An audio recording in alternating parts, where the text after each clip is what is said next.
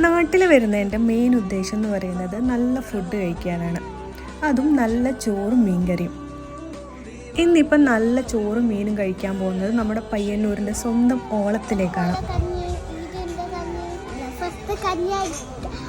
പിന്നെ ചട്നി, പിന്നെ മീനും